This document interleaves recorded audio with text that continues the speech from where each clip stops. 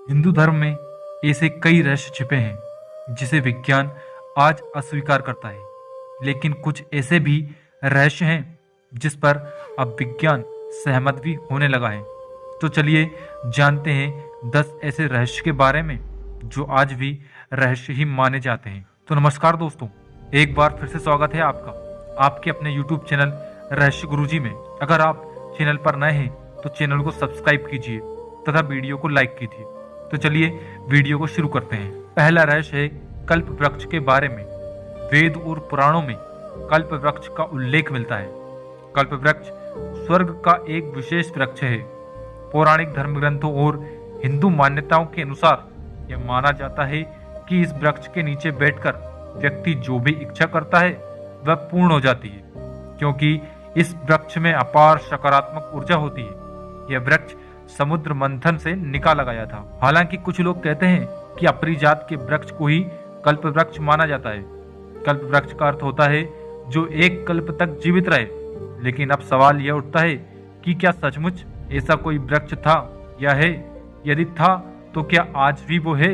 यदि है तो वह कैसा दिखता है और उसके क्या फायदे हैं? दूसरा रहस्य है कामधेनु गाय का रहस्य। कामधेनु गाय की उत्पत्ति भी समुद्र मंथन से हुई थी। यह एक चमत्कारी गाय होती थी जिसके दर्शन मात्र से ही सभी तरह के दुख दर्द दूर हो जाते थे। देवी शक्तियों से संपन्न यह गाय जिसके भी पास होती थी उससे चमत्कारी लाभ मिलता था। यह गाय का दूध अमृत के समान माना जाता था। श्री राम के गुरु वशिष्ठ के पास कामधेनु गाय थी। इस गाय की रक्षा के लिए वशिष्ठ को कई राजाओं से लड़ना पड़ा था। कामधेनु की अलौकिक क्षमता को देखकर विश्वामित्र के मन में भी लोभ उत्पन्न हो गया था। उन्होंने इस गाय को वशिष्ठ से लेने की इच्छा प्रकट की, लेकिन वशिष्ठ ने इनकार कर दिया। दोनों में इसके लिए घोर युद्ध हुआ और विश्वामित्र को हार मानना पड़ी।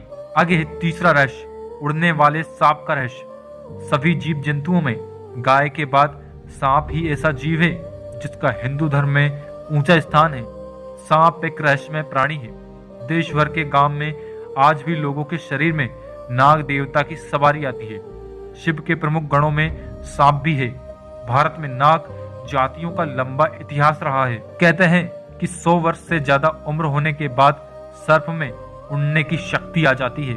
सर्प कई प्रकार के होते हैं, मणिधारी, इच्छाधारी, उड़ने वाले, 1 फनी से लेकर 10 फनी तक के सांप जिसे शेषनाग कहते हैं।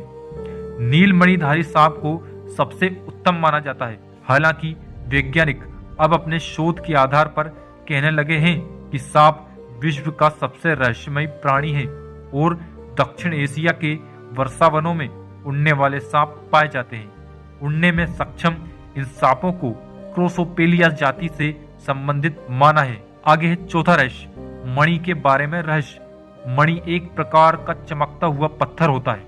मणि को हीरे की श्रेणी में रखा जा सकता है। मणि होती थी, यह भी अपने आप में एक रहस्य है। जिसके भी पास मणि होती थी वह कुछ भी कर सकता था। ज्ञात हो कि अश्वत्थामा के पास मणि थी जिसके बल पर वह शक्तिशाली और अमर हो गया था। रावण ने कुबेर से चंद्रकांत नाम की मणि छीन ली थी। मान्यता है कि मणियां कई प्रकार की होती है। नीलमणि, चंद्रकांत मणि, शेषमणि, कौस्तुभ मणि, पारस मणि, लाल मणि आदि। पारस मणि से लोहे की किसी भी चीज को छुआ देने पर वह सोने की बन जाती थी। कहते हैं कि कौवों को इसकी पहचान होती है और यह हिमालय के पास ही पाई जाती है। मणियों के महत्व के कारण ही तो महाभारत के एक राज्य का नाम मणिपुर है। शरीर में स्थित 7 चक्रों में से एक मणिपुर चक्र भी होता है। मणि से संबंधित कई कहानी और कथाएं समाज में प्रचलित हैं। इसके अलावा पौराणिक ग्रंथों में भी मणि के किस्से भरे पड़े हैं। आगे है 5वां रहस्य, शंख का रहस्य।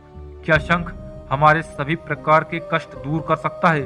भूत प्रेत और राक्षस भगा सकता है? क्या शंख में ऐसी शक्ति है कि वह हमें धनवान बना सकता है? क्या शंख हमें शक्तिशाली व्यक्ति बना सकता है? पुराण कहते हैं कि सिर्फ एकमात्र शंख से यह संभव है। शंख की उत्पत्ति भी समुद्र मंथन के दौरान ही हुई थी। शंख को हिंदू धर्म में महत्वपूर्ण माना जाता है। शंख कई प्रकार के होते हैं। इनके 3 प्रमुख प्रकार हैं, दक्षिणावर्ती शंख, मध्यावर्ती शंख तथा वामावृत्ति शंख। इन शंखों के कई उप प्रकार भी होते हैं। शंखों की शक्ति का वर्णन महाभारत और पुराणों में मिलता है। आगे है छठवां रहस्य, पुनर्जन्म का रहस्य। पुनर्जन्म का सिद्धांत सिर्फ हिंदू धर्म में नहीं, यहूदी और इस धर्म से निकलने वाले धर्म ईसाई, इस्लाम इस सिद्धांत को नहीं मानते, लेकिन अब विज्ञान इस पर सहमत होने लगा है। हिंदू धर्म के अनुसार आत्मा अजर अमर है। स्थूल शरीर की उम्र 120 वर्ष है और इस शरीर के आसपास स्थित सूक्ष्म शरीर कभी नहीं मरता, यह परिवर्तित होता रहता है। सूक्ष्म शरीर के बीचों बीच स्थित कारण शरीर होता है जिसमें आत्मा का वास होता है। ये दोनों ही शरीर अपना रंग, रूप और आकार प्रकार बदलते रहते हैं। इनकी क्षमता घटती बढ़ती रहती है। हिंदू धर्म के अनुसार आत्मा एक शरीर छोड़कर दूसरा शरीर धारण करती रहती है और यह चक्र तब तक चलता रहता है जब तक कि मोक्ष नहीं मिल जाता।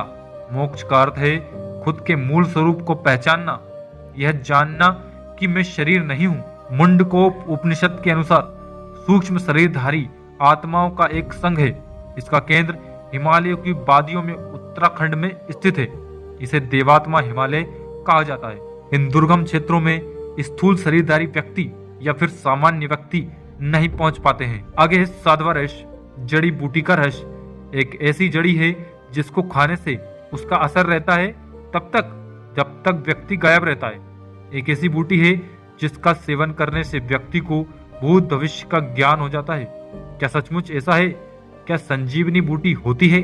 आजकल वैज्ञानिक पारे, गंधक और आयुर्वेद में उल्लेखित कई प्रकार की जड़ी बूटियों पर शोध कर रहे हैं और इसके चमत्कारिक परिणाम भी निकले हैं। आयुर्वेद और अथर्ववेद में उल्लेख है कि इस तरह की जड़ी बूटियां होती हैं जिसके प्रयोग से स्वर्ण बनाया जा सकता है।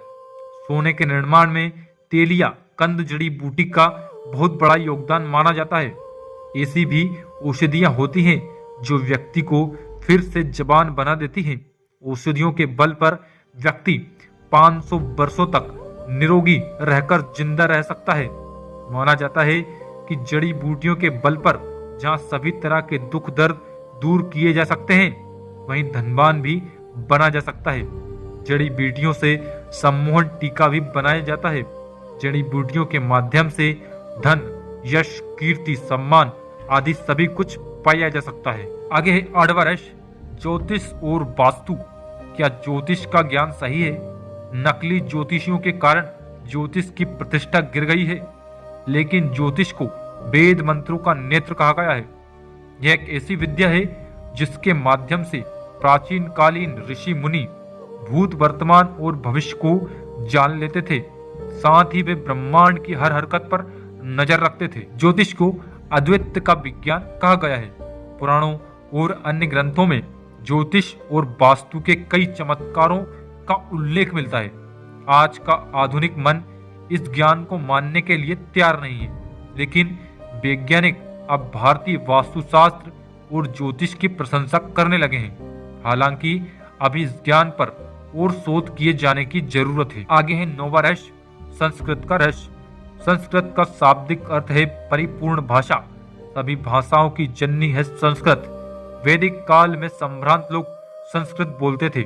संस्कृत को देवी भाषा माना जाता है जिसे देवनागरी लिपि में लिखा जाता है। संस्कृत भाषा के व्याकरण में विश्व भर के भाषा विशेषज्ञों का ध्यान आकर्षित किया है। उसके व्याकरण को देखकर ही अन्य भाषाओं का व्याकरण विकसित किया है। आधुनिक वैज्ञानिकों के अनुसार यह भाषा कंप्यूटर के उपयोग के लिए सर्वोत्तम भाषा है। आगे है 10वां रहस्य, हिंदू धर्म का 10वां रहस्य है ध्यान। ध्यान योग का 7वां अंग है। वैदिक ऋषियों की यह खोज आज वैज्ञानिकों के अनुसार सबसे महत्वपूर्ण खोज मानी जाती है। ध्यान पर कई शोध हुए और यह पता चला कि ध्यान हर तरह के रोगों को दूर कर मस्तिष्क को शांत करने की क्षमता ही नहीं रखता, यह हमारी शारीरिक और मानसिक क्षमता भी बढ़ाता है। इस शोध में पता चलता है कि लोग ध्यान की मदद से अपने शरीर में जेनेटिक गतिविधियों को नियंत्रित कर सकते हैं, जिसमें गुस्से को काबू करना, सोच, आदतें या सेहत को सुधारना भी शामिल है। इस शोध का मॉलिक्यूलर बायोलॉजी के क्षेत्र में एपिजेनेटिक्स से भी सीधा संबंध है, जिसके अनुसार आसपास के माहौल का जीन के मॉलिक्यूलर स्तर पर स्थायी प्रभाव पड़ता है। दरअसल ध्यान करते रहने से सूक्ष्म शरीर मजबूत होता है। सूक्ष्म शरीर के ताकतवर होने से व्यक्ति को अपने स्थूल शरीर के प्रति आसक्ति खत्म हो जाती है। तो दोस्तों, आज की वीडियो में बस इतना ही। आगे मिलते हैं किसी ऐसी ही धमाकेदार और इंटरेस्टिंग वीडियो के साथ में। जब तक के लिए धन्यवाद।